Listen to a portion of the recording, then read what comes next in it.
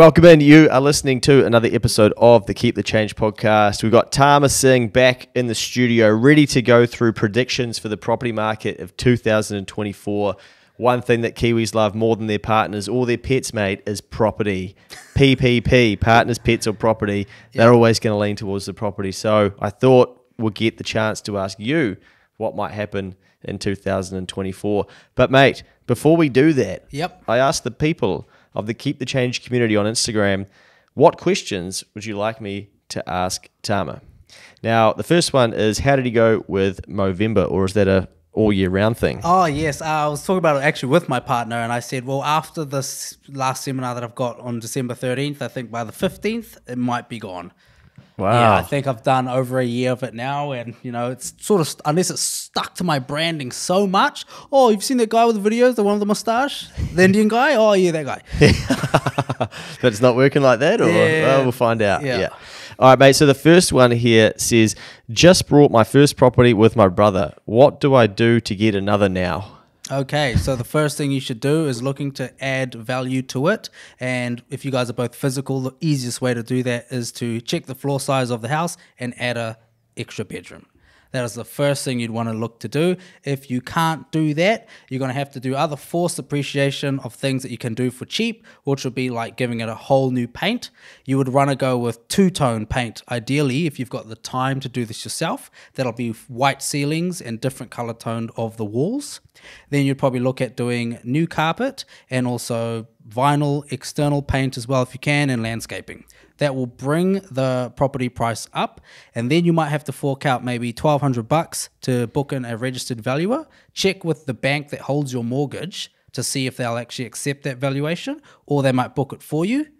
Then the valuer comes in, sees all the amazing work you've done, and they will value your house. And you are hoping that that has increased your house significantly compared to what you bought it for. Then that'll give you additional equity that can be used for a deposit, 35%, for another house. Fuck, that is a good answer. Yeah. I said to him, pay it off. I saw that and I was like, oh, I don't know about that one. That's why we got you here, mate. Yeah. Well done. Okay, what other things people do that overcapitalize a flip? Cool. So obviously that's things where you can't see. Obviously you want to be someone that doesn't really cut corners, but there could be... just there we talked about the whole going into the two-tone type thing, you know. If you haven't got the time and it costs a painter an extra $5,000 to do it two-tone, maybe just don't do that. If you can get away with not having to replace every single wall and just do skim coats from the plasterer instead. Overcapitalizing on a new roof where it could have just had certain sheets replaced, galv primed and painted. Basically all the big ticket items.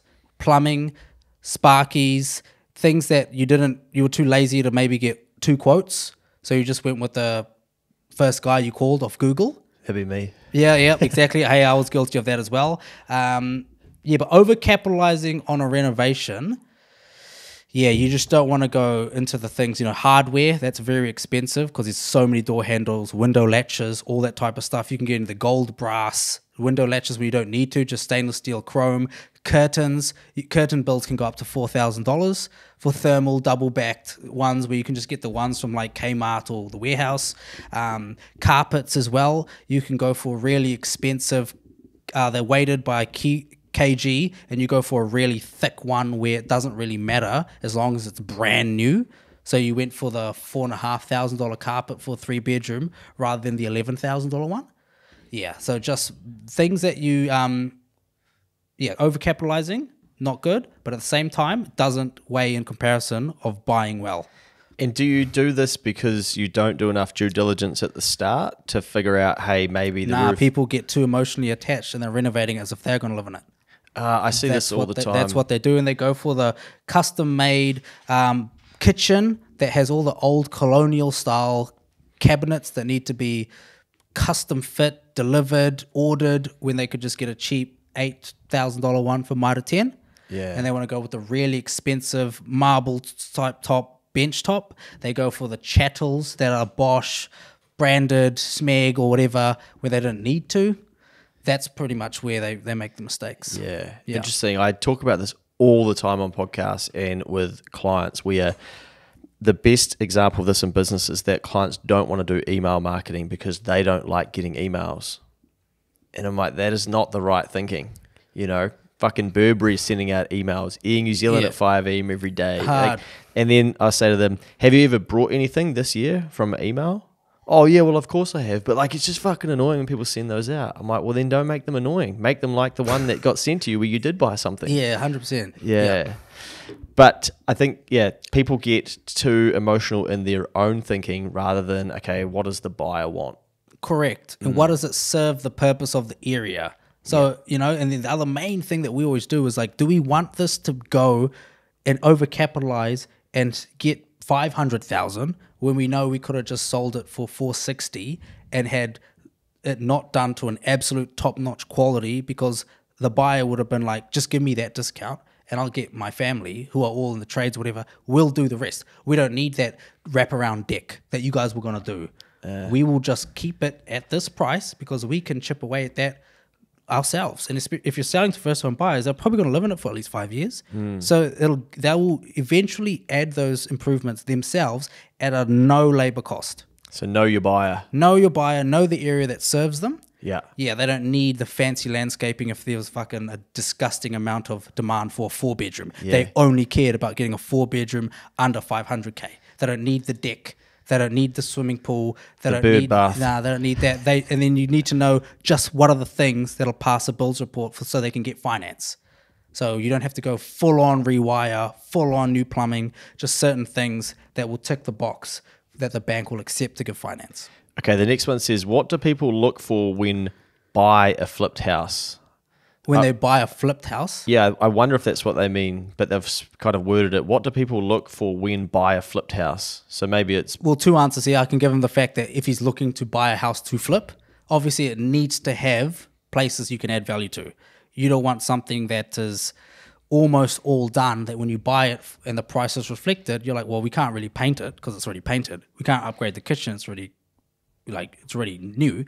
And you're buying it like 30K less than what you can go off and sell it for. But that 30K will get eaten up by the agent fees, solicitor fees, finance costs. So you're making no profit whatsoever. So you need a house that is distressed and it needs massive room for improvement. But if the other side, if he wrote it incorrectly, what do they look for after they're buying someone that's renovated a house? Mm-hmm. Because there is a stigma out there, especially in Auckland, where there's a lot of people that do cheap as shit, nasty renos, and they get a bad name. So they would probably look at certain things where if it was said it was done, where's it in writing or documented? If it was newly rewired and it's just the switchboard that you can see new, can we see an electrical COC given from a Sparky that says that the whole house has been rewired? Check the chattels, because sometimes they can be really cheap secondhand stuff from the nasty Chinese websites that we all know of. Yeah. There could be painting over shit? Yeah, painting issues, all the visual things that you can see, but that's aesthetic. Then there's also like really good inspections of, say, the roof and underneath the piles and things like that. Yeah. Yeah, it's a difficult one there. This one might be more just sort of specific property related, but anyway, it says, save up a higher deposit for a better quality home, or buy a cheaper home with a lower deposit. Oh, he's probably talking about like the new builds where you can get in with a lower deposit compared to an existing at 35%. Main thing there I would always recommend is, it's different for every person, but if you want to have more wealth, which means it comes from more property, you buy the lower rundown house with the 35% deposit, but it's cheaper. So that rather than buying an $800,000 new build with a 10% deposit, you're buying something that's $600K with 35% deposit. Maybe the math will line up. You know, not on that you know one, how fucking terrible my math is. Yeah. But it means that you have more room to improve it. Because there's not much value to be added to a new build, right? Because shouldn't they be pretty perfect? Absolutely none. That's why it's called turnkey. It's in the contract. There's absolutely no flaws. 10-year guarantees given. Like, you have to wait for the entire neighborhood, the value to grow up of the land. Because the improvement values of the house, it's all mint. It's all perfect.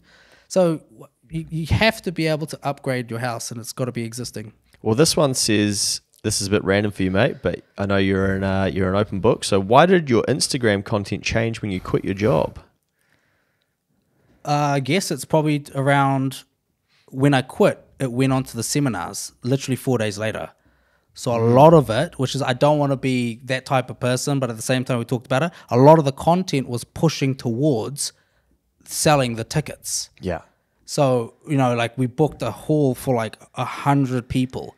And in those 5 days after quitting my job, it was pushing content to fill those seats. Yeah. And then after that content, it was the mentorships. So it was a lot of content around the mentorships. I'm not too sure if it's the content or the quantity or what he's meaning there, but it quit because hopefully it changed for the better. Yeah. I mean, that's a random question because I guess when you're creating content, other one was the timing. I didn't post between 9 and 5 before I had my job because it's fucking working. I was doing my job. Yeah. Right, mate. Well, this one, what we're going to do is I'm going to hit record and have it up on the screen because then people are going to know that there's a podcast coming. So this one says, would love some direction on how to make the jump from first investment property to second investment property using the first's equity. Yep. Cool. So the first thing is to do is get an eval from maybe a broker. Then that will show the value of your first property from the actual bank. If they say it's pretty light, you're going to have to pay for valuation, as we said beforehand. Then whatever the value is of that house minus your mortgage, that's what you can borrow up to, 80% of that, because it's an existing owner occupied. If that might be 150 grand, then you can literally go and buy, I don't know the fucking maths here, I'll use it on my calculator, maybe a $350,000 house, and that 135K of equity you've used from your first house pays for the 35%. Now, if that house needs renovations, you're going to need additional money there. But if it's a pretty good buy and it's tenant healthy homes ready already, that 35% from your existing house would just pay for it, and that's your second property. Yeah. So that's how you do it. You'd leverage. But some people that have numerous amounts of equity in that whole house, they'll keep leveraging 80% of their own occupied, and they can buy 5 houses. Like if you've got a $2 million house mortgage-free in Auckland, fuck, you can go buy half of a regional town. But that's where I guess people need to go. If that's what they want to do, they've got to go down that path and learn more about that, right? And 100%. Go and find people that are currently doing it. Go and research it. Go and Google it. Go and speak to a mortgage advisor. I always say, do the free shit. Send the email to the broker. Send the email to the accountant. Send the email to the bank person that emailed you once 9 years ago. Send the email. It's free, right? And then, and if you're going to get some free quotes to see how much it actually costs to do a renovation in this area that you might be looking. Parents are from, say, Hawke's Bay, so we might look in Hawke's Bay. All right, so say you bought this house. How much is a sparky? How much is a plumber? You can do all that free stuff first. We're looking at buying this house. We're looking at going to auction and bidding on this house. And then the sparkies and stuff might give you quotes. You're like, okay, so if we're looking at doing this, at least we know this guy. We know this guy. So it's just free stuff that you can do before taking the jump. Nice, mate. Well, let's dive into some predictions as such for 2024. Is there anything that comes straight to mind when you think about property in 2024? Yeah, one of the most relatable things, because I'm currently going through it myself, is interest rates rolling over. So that is the thing where, I'm still quite young and I haven't seen like a 2008 financial crash because I was only, I can't even know how old I was back in 2008. About 23. Yeah, but now I'm starting to see for the next time I'm 40 what it was sort of like. Money was very cheap in 2020, 2.5% roughly. There may be a lot of people that maybe fixed for 3 years at that point.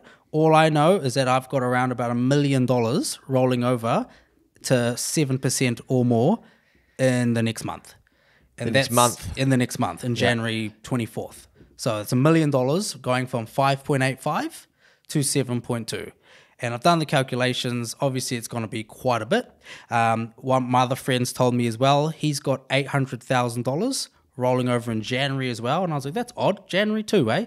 And he said that's going to cost him an extra $21,000 a year just on additional interest. You break that down to what it's going to cost you per month, that's quite a bit. Nearly a couple of grand a month. Nearly a couple of grand a month of just out the window money, right? Doesn't add any more value to your house. It's just the cost of holding on to this asset. Yeah. So a lot of people are going to have to weigh up, is it worth us holding on to our rentals that are going to negatively cash flow us 100%, and then we get stuck with a massive tax bill for interest deductibility. And luckily with the new government, if it didn't, a lot of the people that I knew that had holds in April, May is when the tax sort of, your accountant sent you your bill earlier this year. It was around April, May. And there's a few of them asking like, hey, I got this bill for 18 grand. I got this bill for 20 grand. It's from holding this property I bought 18 months ago. Is that how that interest deductibility works? And I'm like, yes. You earned $600 a week from that house times 52. You earned this much rental income, and your interest was this amount, and you don't get to deduct it, etc. That's your bill. If your accountant said that's your bill, well, fuck, that's your bill, right? And then now with National bringing it down to 50, I guess her bill would have only been 9 until they phase it out further and further.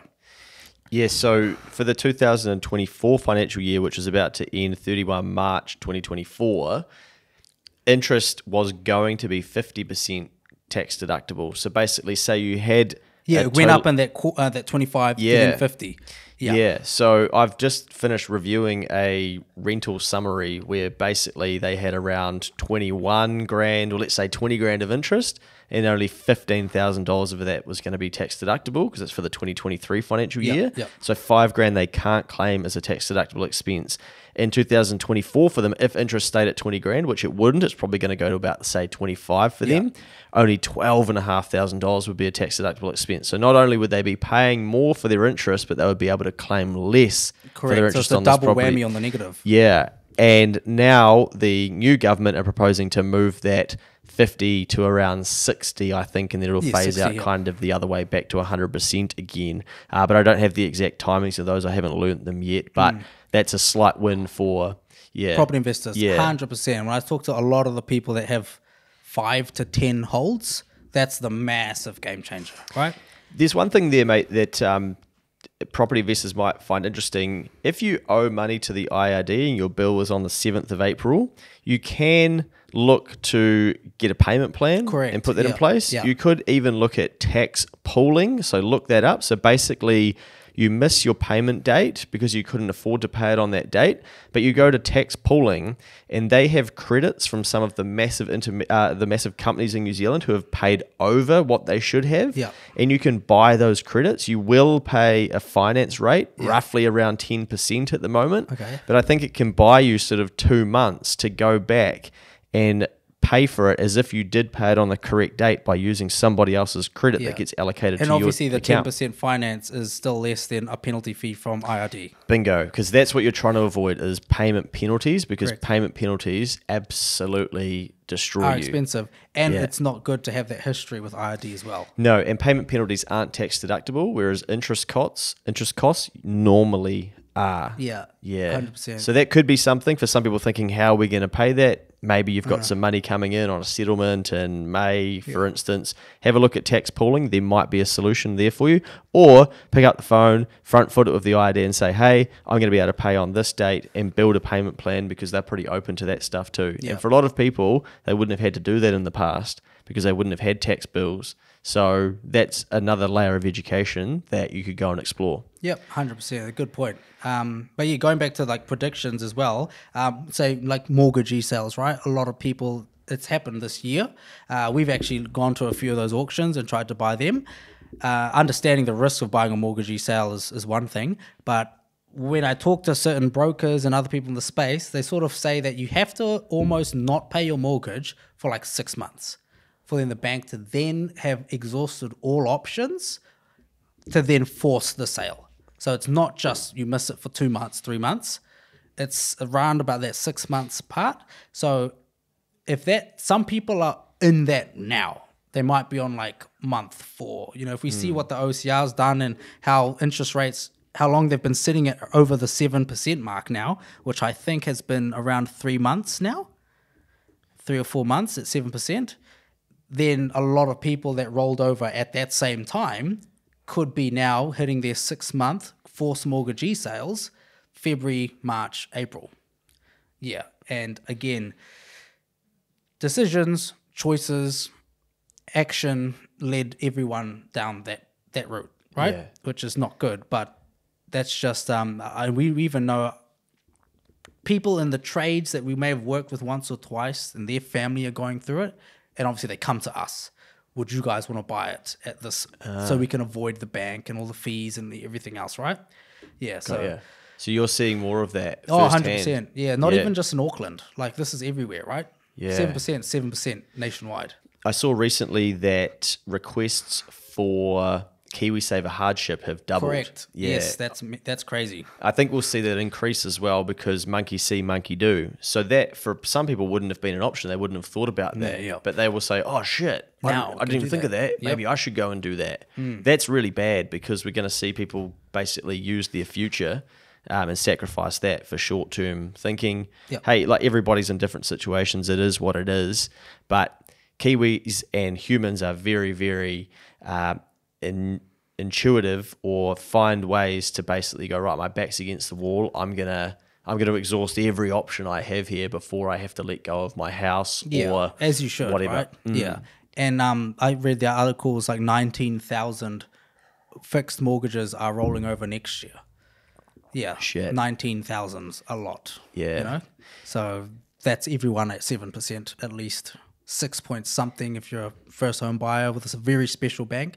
Yeah. Post the election, have you seen a bit more excitement around property and in your space? What have you noticed? 100%. There has been a lot of people sitting on the sidelines waiting to buy investment properties. The expectations of a gross yield, which might have been, 6 to 8%, now they've become a little bit more lenient towards a lower yield because eventually the tax interest deductibility will be wiped out, and buy and hold investors do intend to hold for at least 5 to 10 years. Yeah. So as long as National stay in with that rule, they'll buy accordingly. So we've had even buyers that we tried to sell a deal to that would not have bought unless National won. Wow. And so that's literally changed a sale from us immediately. I saw someone say to me recently, post the election, with the interest deductibility changing, they're like, this is the difference between me moving to Australia or not. Yep, 100%. I had mates like that as well. They're like, I'll move to Sweden. I'm like, why fucking Sweden? But anyway, literally waiting, telling me, I'm the first one in that polling booth wearing my blue jumper. Wow. Couldn't wait for it, So, it's been a huge, I guess, a huge thing for property investors. They'll obviously come with their other policies, that people might not agree on, but I'm in the property game, and ACT was a huge supporter of. He was the only one that wanted to just completely abolish that interest deductibility. Yeah. Which is probably the reason why it's at 60, not 50. Yeah. So I'm pretty sure it's him to thank, and I've got lunch with him soon, so I'll ask him that. There you go. I won it at auction. Did you? Yeah, I bet at auction, won it. I was going to say, I thought he might be coming to your I fucking would try and get him there. Change the lunch to drinks. Yeah. At the Hoyts event, yeah. Anything else in the property space that you're predicting for 2024? I guess, before you go to that, you're probably then going to go into buying season, right? Well, that's the thing. I mean, you're going to get busier. If you're good at negotiating, it's buying season all the time. Yeah. Okay. But especially now, yes. And then what we do, we buy so well, we end up feeding that discount towards our buyers. Yeah. It is definitely going to be a buyer season into next year, just because of the amount of vendors that would need fast sales, avoid the mortgagee sale, things like that. Yeah. And obviously this is the time to really develop relationships with agents, have their ear to the ground for you, have them working for you to send you the deals that they know are coming up, to try and avoid the market, because a lot of investors will also be coming out of the shadows, so that will bring more competition. Oh, yeah. It has to, you know? So they are an agent's going, right, I can get a commission here if I can get this bad boy sold. I know that Tama and his crew or somebody are wanting to buy a property like this. I'm straight on the phone. Hey, mate, heads up. This one's coming to the market because Georgie boy's selling it and he's moving to Sweden. The tip here for the listeners is, of course, the agent's job will get the best amount for their vendor. They're going to try and make a multi-offer. Why? Because an extra 15 grand, which isn't much in the scheme of a property sale, might put an extra grand in their back pocket. But they might wipe off that grand just because if they give it to you, you might give them the listing on the resale. And that puts another 15 to 18 grand in their pocket. So why would they just try and entice a multi-offer bid to make an extra grand? You lose it, and they sold it to someone else, and they just kept it. or sold with another agent. And they're like, that 1K was not worth fucking missing out on him buying it and making me an extra 20. Because they knew that you were going to sell it again. In Correct. X amount. And that's why I've always said, you know, agents love house flippers more than they love buy and hold investors, because a house flipper can give them 2 sales in a year. Yeah. A buy and hold person's giving them once, and every fucking year they have to deliver a bottle of wine to them every Christmas, hoping for them to call them one day. With their shitty magnet for the fridge. Yep, 100%. Yeah. Yeah. Okay, sorry, I derailed you there. Any other predictions in the property space that you have got front of mind? There might be a lot of maybe talking to people that move to Australia, or just Australian investors also coming to buy in New Zealand. Because again, their yields were affected with the interest deductibility as well. Yeah. So we had Australian buyers that we knew that were just sitting on the sidelines, and they're also looking to come in here. There's also the Overseas Investment Act that Luxton's trying to bring in, so more foreign buyers, but they have to be over a certain percentage of house price. That's going to do something as well. But yeah, just overall, it's going to change for the mass in the negative. That's the main thing, because it's going to still be hard times, expensive. Materials is also going up. You know, I've got emails from like Resine, all the major suppliers, Mitre 10 and stuff, of price increases in February. So they give normally a 3-month heads up. Yeah, so that's going to come as well. And more material prices, it reflects in the overall house sales. Yeah. And with the new government coming in, new builds will not seem as attractive as they were when Labour was in. That's another main thing. And a lot of developers will know that, and they're going to be like, fuck. Because the interest deductibility was completely gone for them. Yeah. Like, well, wasn't applied to them. Yeah, so you could claim 100% of your interest. But now, they had and that only came in March 2021, I think they brought that rule out. So they had a great 18 months of pushing that, buy new builds, you have this, you have this, you have this. But now with National, and they're like, you know, it's a huge pillar gone from the benefit of buying a new build. And that affects a lot of the first home buyers. Yeah. The first home buyers, they go to the seminar, and this will get thrown down their throats 100% of the time. You know, when you eventually rent this out, you don't have to pay your interest, blah, blah. But now that's gone, they're going to be like, well, we can get in now, add value to an existing home. You know, we get the interest deductibility at 60% until it rolls over to 100. We've got land that we might be able to fucking build on or do something with. That's the thing. It's going to be a bit of a struggle street for some developers that expected to get a lot of sales next year. So for Kiwis in general, 2024 be a tough year, you think? Yeah, 100%. Yeah. Yeah. It's Even interesting. Luxton said it yesterday. He's really? Yeah, he's like, it's going to get worse before it gets better. Oh, wow. It's good that someone's fucking saying that. In the New Zealand Herald, yeah. Oh, shit. Front page. Yeah. Yeah. Wow.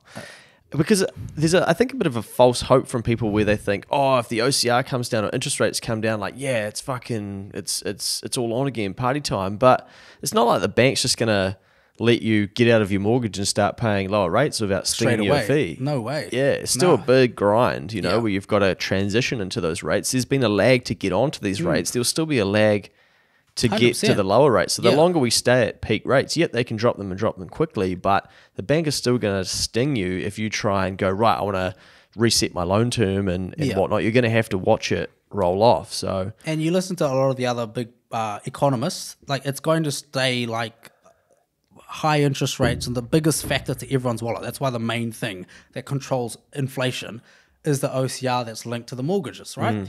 That's going to stay over at least 5 or 6% for 18 months is what it's sort of been recorded at. And so people need to make the decision, like, it's not just thinking about next year and they don't do anything for the first quarter and be like, fuck it. Yeah. Like, still work for your future self. Yes. Make sure in even 2025, if you piss us around, but you made all the foundations, networks, and tools in 2024, then 2025 you start to hit that light at the end of the tunnel. That's what they're doing. But just don't give up in the first quarter if you haven't struck gold, as they say, you know, like, and I've thought of this for a while because I saw the amount of holds that, you know, me and my family have, and I know the debt that's owing on it. And we all started out 2.5 years ago when the fucking mortgage was 2.5%. And I was like, Dad, what the hell's wrong with you? This is fucking easy. Oh, this isn't hard. We could buy 5. That's why we bought 5 in our first year. Wow. You know? And then now I sort of get a bit more experience. So I'm like, oh, wait, is this what 7% is? Okay. But just in the the thing that I preach, you know, with flipping lump sums of money, we've got 3 properties settling on December 20th. And once that comes in, 25 grand allocated to that account straight away. Don't have to worry about it for the whole of the fucking year. Oh, I love Done. that. So don't give up on trying to increase your value and learn how to make more money. Correct. Yeah. Even Always. if interest rates start going down. Fuck, it's not your time to then be like, oh, sweet, now I don't need to listen to that stuff and become even more if you educated. manage to get a really good rate and you get a really good whatever for your individual circumstance, that still hasn't given you a skill where you can help your family. Yeah. Because what you think, they're just all going to get that rate and all this stuff happens for them? Nah. Yeah. So that's always just thinking bigger, but without having them to ask for the help, and then you're fucked. And you're like, I can't help you. Yeah, the interesting thing that will be hard for a lot of people to understand is that interest rates are actually a great teacher for us because they teach us to become somebody who we're not. And if we can increase our income and earn more, you can't take that skill from you. So then what you can do, even if interest rates decreases, you can go, well, actually, I'm going to stay on this path and I'm going to pay my mortgage down faster because everyone fucking complains in this country about paying somebody else's mortgage, but they don't complain about how much Paying interest their they... own. What's that? They're about paying more of their own. Yeah, it's like, well, and then they complain about how much a bank makes. Well, why don't you complain about how much you don't make more, pay the tax on it, and pay that bitch off faster so that you can say, well, I'm not contributing to that problem that I like to complain about because I'm actually taking it back from the banks because I'm squeezing this mortgage down even faster. Yeah, and you see it on like a chart where it's like, this is how much the banks get, but if you top up this much and it cuts, and people are like, can I have that? 400k, please? Yes. You're like, well, you can if you pay an extra $18 a day or whatever the hell it costs. Yeah, Like, yeah. oh, I'm not going to do that. Yeah, like, why not? Like, come on. Well, Netflix goes out on Tuesday, then Neon goes out, and then fucking Disney Plus, and then HBO Max. Yeah, one beer in the Viaduct's $15 and it's pretty tasty. Yep, 100%. Yeah, don't spill any of that shit. Nah. Okay, mate, let's look at tips on buying your first home in negotiations for those people who are going to be looking at that in 2024. Okay, cool. First thing I'd say is if you can, avoid auctions.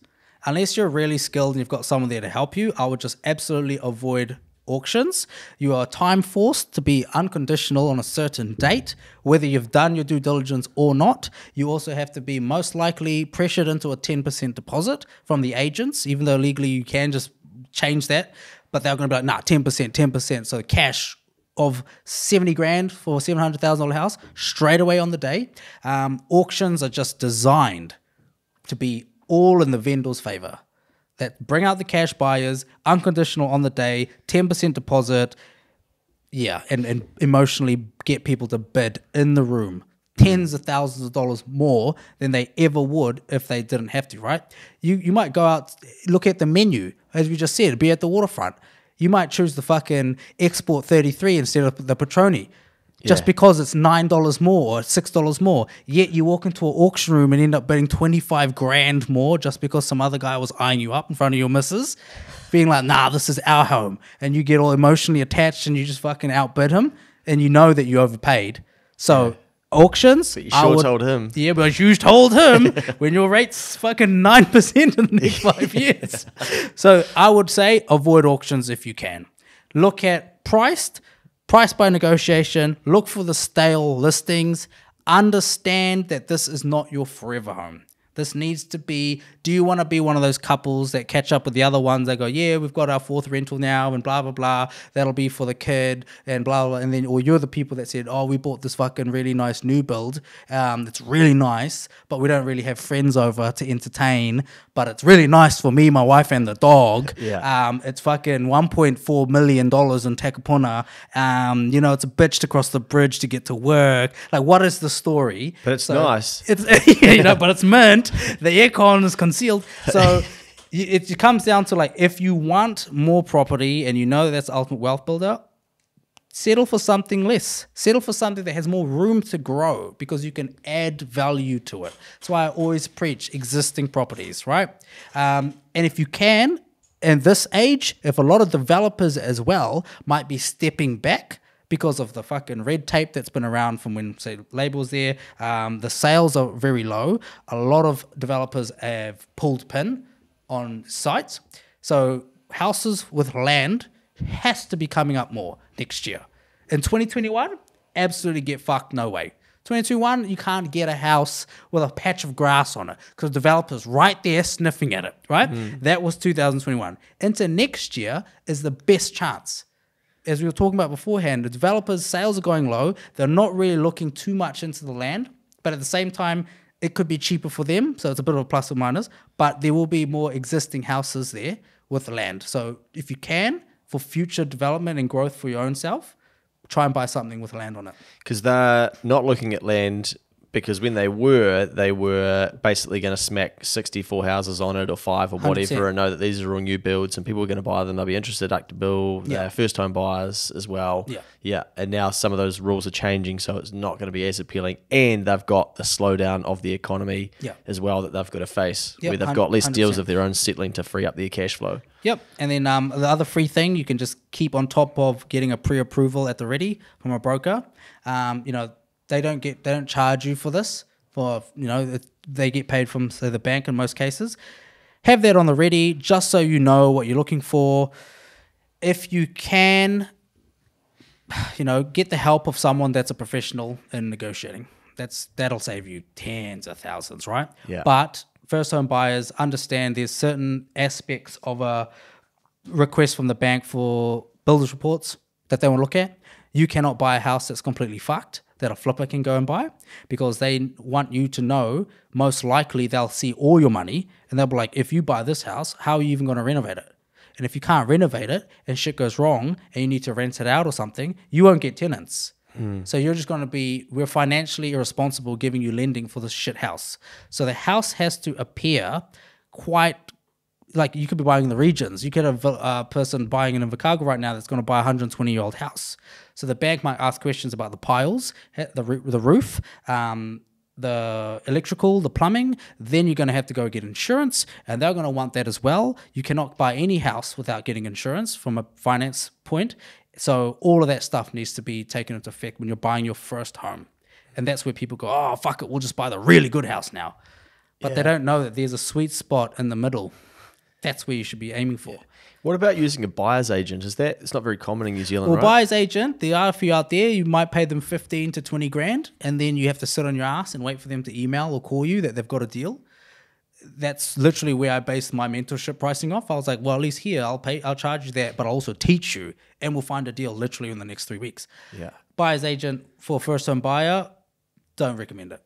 I'm probably going to use one when I finally buy a house, because Really? I just can't be fucked going through the listings. Mate, all you need to know is like, what's your finance? What area do you want to live in? Yeah, and an experienced property investor should be able to do it. And they'll be able to be like, look, you buy this, it's a 2-bedroom, floor size is 110 square meters, 120. You should turn it into a 3-bedroom instantly. The moment you buy it, that week, before you move all your shit into the fucking house, live in that room and build another wall here. Yeah, I ain't building no walls or anything. Yeah. You want to kid it out. Yeah. All that type of stuff. And then get the broker to shop around for rates, shop around for cashbacks, which also helps out. That's probably the main tip for first home buyers, but avoid auctions, price by negotiations, and asking price is always going to be good.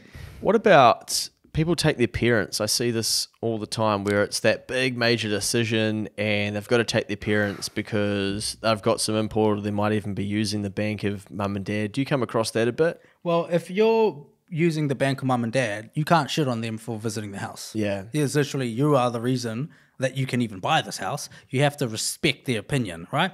And you see the memes about it and the stereotype. The dad comes here and starts ripping apart the dwelling. He's like, don't worry, we do this car salesman as well. But take the experience. Chances are they've bought a house, they understand things. But it comes down to you as a listener right now. If you have done the homework and you follow fucking people like me and you've watched a lot of my content, maybe even come to one of my seminars, I would say you know more about property than your parents right now. So you have to sort of explain it to them, where the dad might be looking at it on a very different point of view to what your plan is. So you guys have to be on the same page before you even step foot on the property.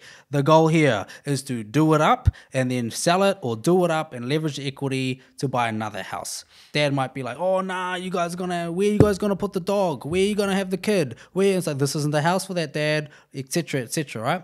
But yeah, getting them in to help you get the bank approval from mum and dad will always help, because they want to see things in the flesh, right? Yeah. Yeah. Well, mate, finally, a prediction from you. In 2024, do you think you'll still maintain your unbeaten streak of not losing $1 on a deal? That is a very good question. as much, I 100% would like to continue that for as long as I can. It comes down to the numbers game for the benefit and the negative. There's only a certain amount of houses you can flip until you just sound bullshit, right? Still, to this day, the least we've ever made came to like $6,000, but it's still no loss, right? And then now it's the average is around, the amount we make now. And what is it? Are you happy to say? 90. Wow. Yeah. That's the average. Yeah. The Across- one we just sold unconditional today is 94. Wow. Yeah. That's what Investor Pro told me to the dollar, which is great. I think, no, I've gone this long, man, without losing money, and I never had a actual proper breakdown figure to show me. Now I have Investor Pro. I don't see it going in the opposite direction. Yeah. Good on you. Well, mate, thank you for your time. It's been awesome to dive into some of these predictions, some of these tips as well, and basically get another deep dive into someone's mind around property, including some of the questions from the followers of Keep the Change. Yeah, thank them for that. I'm sure we'll do it again in 2024 at some stage. Might have to keep doing this every 6 months to see where your journey's at. Yeah, 100%. Yeah, I'll have a great 2024. Same to all the listeners out there. I'm sure people can stay close to your content via Instagram. You'll be doing webinars and seminars to teach people who are interested in property as well. Yep, 100% at Tama Singh, and then a whole bunch of property tips posted on Investor Pro app on Instagram as well. There we go. Cool, and thanks for all the listeners, and for you as always, Luke. No problem. Love the content.